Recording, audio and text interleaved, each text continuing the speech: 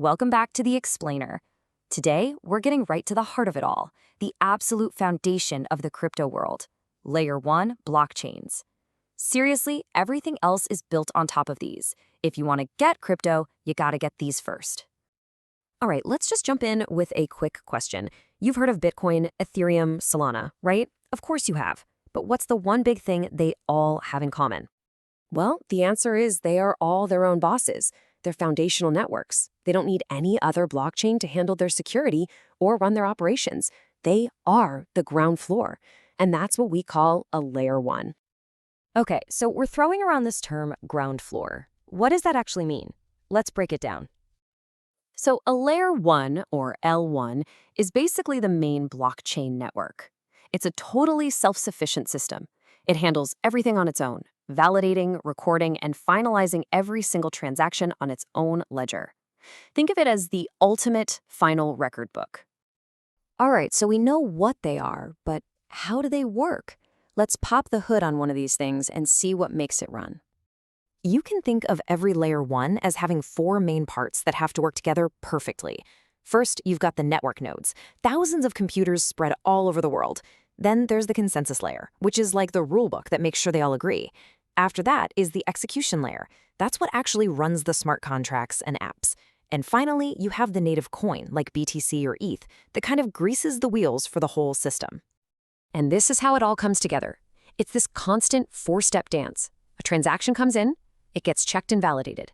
Then it's bundled into a block with other transactions.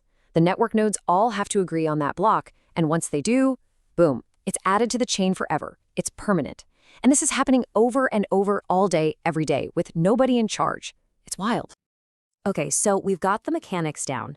Now let's talk about the big names in the space. Because even though they're all built on these same core ideas, they've each taken a really different path, which has created this amazing, diverse ecosystem.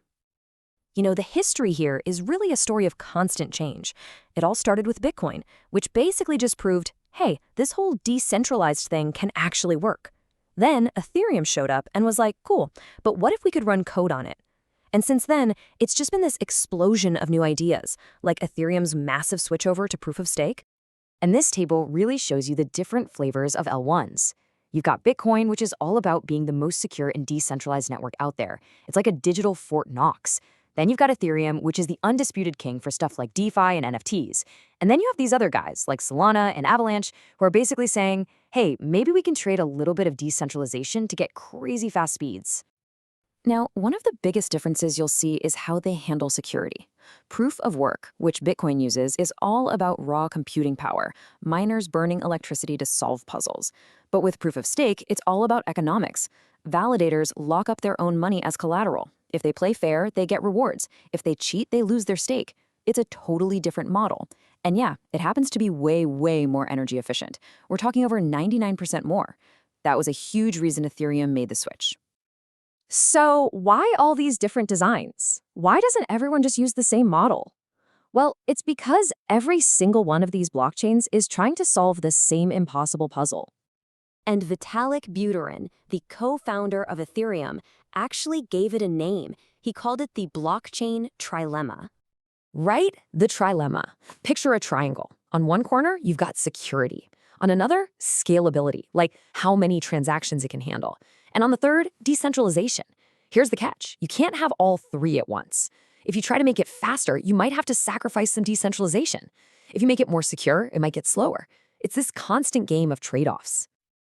And because of this trilemma, developers are always trying to find clever ways to cheat it, you know? They come up with ideas like sharding, which is kind of like adding more lanes to a highway so more cars can get through. Or they'll tweak things like the block size to cram more data in. But every choice has a consequence, often hitting that decentralization corner. It's this never-ending quest to find that perfect sweet spot.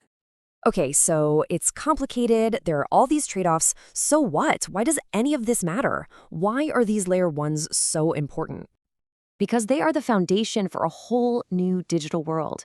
We're talking about building a brand new financial system with DeFi. We're talking about true digital ownership with NFTs and gaming. People are even figuring out how to put things like real estate and art on chain. All of that incredible stuff has to be built on a solid Layer 1. And here's the most important thing to remember. You're going to hear a lot about layer 2s and other tech designed to make things faster and cheaper, and they're great. But at the end of the day, everything, and I mean everything, eventually settles back down to the layer 1. The L1 is the final judge, the ultimate source of truth. It's where the real security lies. So as all this stuff keeps evolving, the big question is still out there. What trade-offs are we willing to make? What's most important? Is it pure speed, rock-solid security, or that idealistic goal of true decentralization? That's the trilemma. And how we answer that question is pretty much going to shape the future of our digital lives.